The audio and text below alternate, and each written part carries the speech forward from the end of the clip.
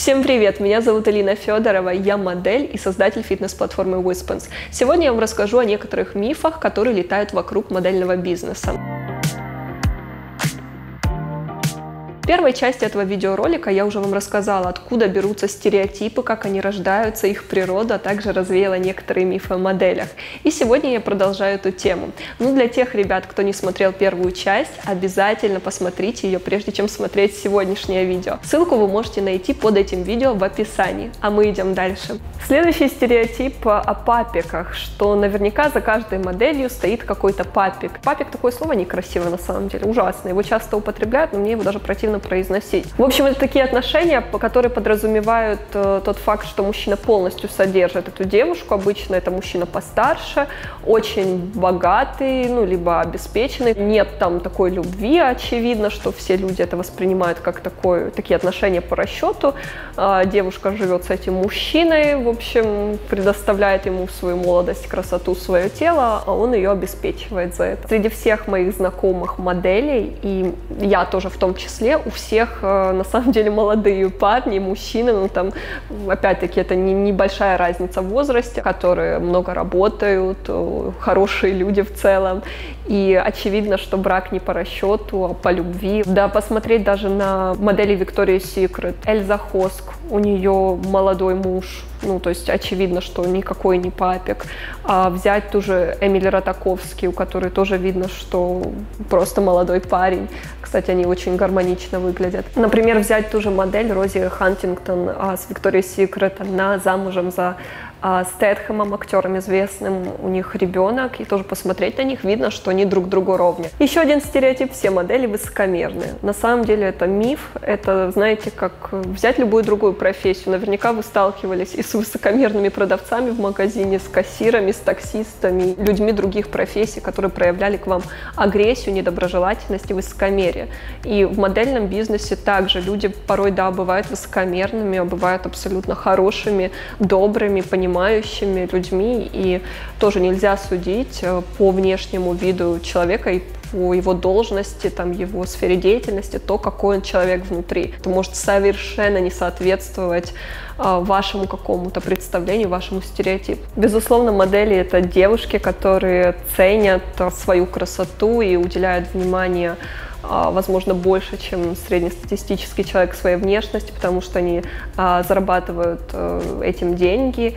И, может быть, со стороны это может как-то показаться как некое высокомерие в какой-то степени, не знаю, смотря в каком контексте, но это не всегда соответствует действительно внутреннему наполнению человека, то есть это может просто показаться так кому-то. Все модели очень уверенные в себе и не имеют комплексов. Это абсолютный миф, потому что модели — это такие же девушки обычные, у которых, да, есть свои какие-то комплексы. Во-первых, какая бы девушка ни была красивая, у нее все равно есть что-то, чем она недовольна. В основном у всех так. Взять даже какую-то супермодель, я уверена, что у нее тоже будет какое-то недовольство с собой. Это, так человек устроен, как ни крути. Да, у кого-то меньше каких-то комплексов, недовольств, у кого-то больше, но они так или иначе есть абсолютно у всех. Если говорить про уверенность, неуверенность, тоже каждый человек испытывает временами неуверенность в себе. Например, модели, они постоянно сталкиваются с конкуренцией, постоянно нужно конкурировать, тебя постоянно сравнивают с другими моделями. Когда ты идешь на кастинг, тебя выбирают среди других. Если тебя не выбирают, девушка начинает сомневаться в себе.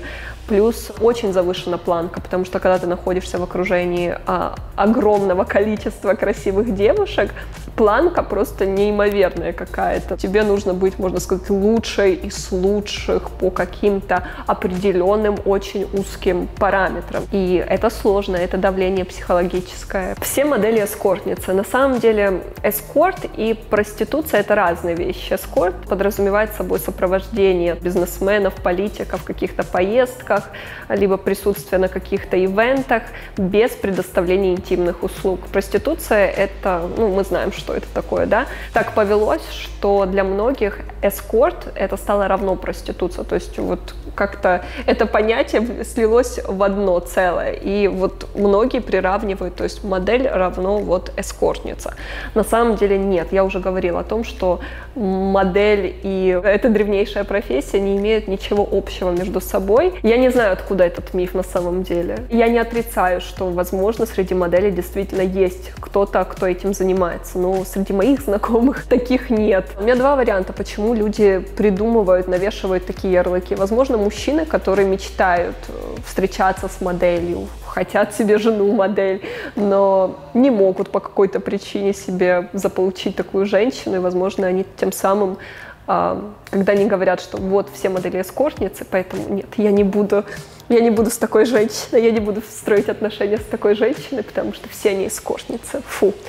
И тем самым он себя оправдал. Почему же у него не получается построить отношения, например, с красивой женщиной, там, какой-то топ-моделью, о которой он втайне мечтает. Либо женщины, девушки, которые втайне хотят стать моделью, у них не получается по какой-то причине это реализовать, они говорят: да вот, все они эскортницы. Нет, я же не такая, я не эскортница, поэтому я не буду моделью. И, возможно, на душе тут же становится легче. То есть человек себя утешил таким образом.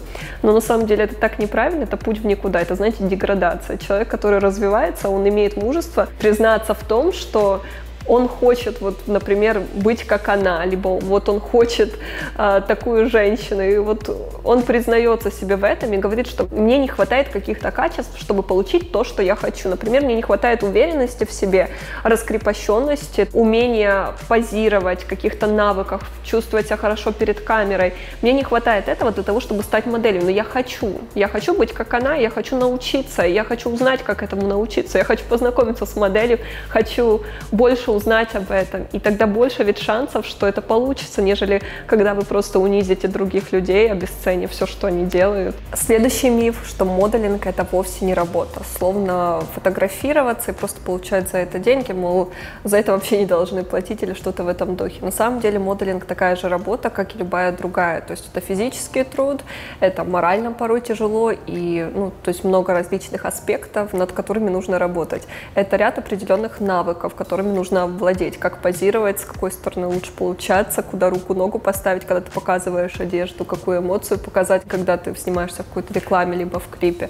То есть это ряд определенных навыков и плюс каких-то человеческих качеств, потому что тоже нужно уметь общаться с клиентами, нужно уметь общаться с модельным агентом, нужно разбираться кое-как в контрактах, нужно лететь куда-то за границу, нужно решать какие-то вопросы. Если вы как фриланс-модель работаете, вы должны быть еще сам себе менеджер, то есть нужно составлять письма, отвечать на письма, нужно платить налоги. То есть это полноценная работа, и порой бывает очень сложная и выматывающая. Например, когда нужно отработать на каталоге там 12 часов, не приседая, если это где-то в Азии, там всегда сложнее работать. Нельзя обесценивать этот труд, и это нужный труд, когда вы смотрите какие-то каталоги, рекламу, выбираете вещи, а человеку важно видеть это на другом человеке. Все равно нам приятно лицезреть какую-то красивую рекламу, смотреть фильмы, смотреть музыкальные клипы, и для создания всего этого нужны люди.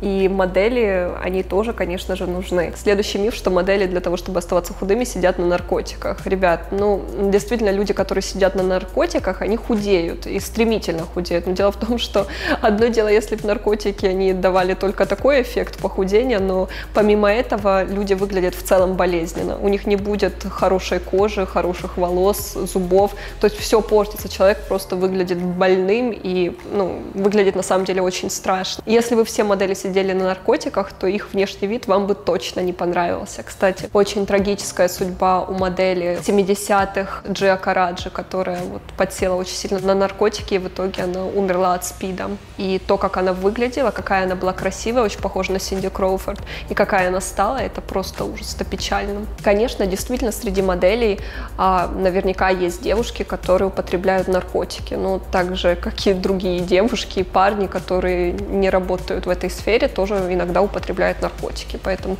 связи тут тоже никакой нет. Более того, скажу, что в основном все модели, они наоборот придерживаются здорового образа жизни, это спорт, правильное питание для того, чтобы действительно всегда оставаться красивыми, чтобы и кожа была красивая, и волосы, и фигура. Это действительно неотъемлемая часть их жизни. Спасибо за просмотр этого видео, надеюсь, оно вам понравилось. Если вы знаете какие-то мифы, напишите о них в комментариях, а мы скоро увидимся. Пока!